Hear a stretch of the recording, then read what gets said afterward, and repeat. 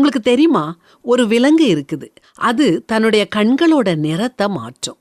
மனநிலை காரணமாவோ அல்லது உணர்ச்சி காரணமாவோ இல்ல, வெறுமனே உயிர் வாழ்றதுக்காக மட்டுமே. அதுதான் கலைமான். கலைமான்கள் பூமியில மிக கடுமையான சூழ்நிலைகள்ல வாழுது.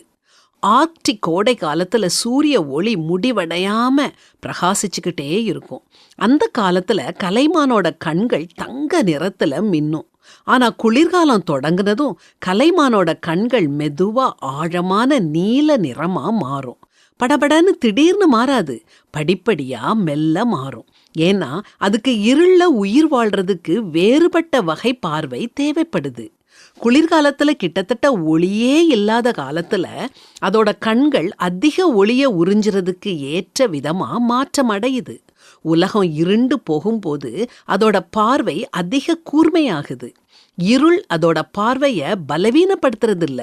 இதிலிருந்து நாம ஒரு பாடத்தை படிக்கலாம். இருண்ட காலங்கள், அதாவது துன்ப காலங்கள், நம்மை உடைப்பதற்காக அல்ல.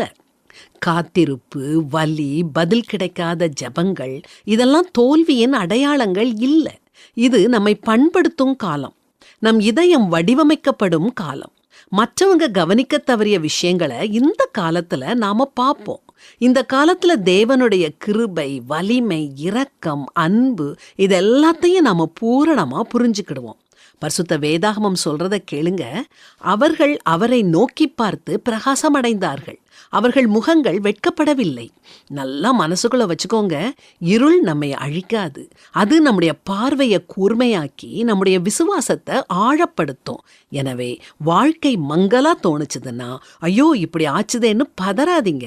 இப்போதான் விசுவாசம் வளரும். இதுவரைக்கும் தெரியாத ஒளி இப்போ மிக தெளிவா தெரியும். நம்மை வழிநடத்த அது போதும். சந்தோஷமா இருங்க.